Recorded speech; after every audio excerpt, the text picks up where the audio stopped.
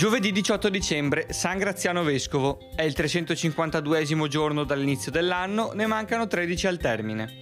Il sole sorge alle 7:45 e tramonta alle 16:29. La luna si leva alle 6:40 e tramonta alle 14:48.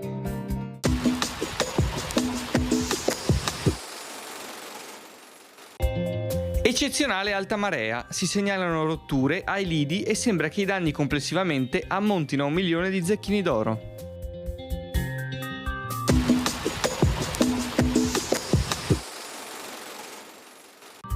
Le previsioni per domani: non si verificheranno precipitazioni, sulla pianura giornata grigia per nebbie e nubi basse, sui monti sereno o poco nuvoloso.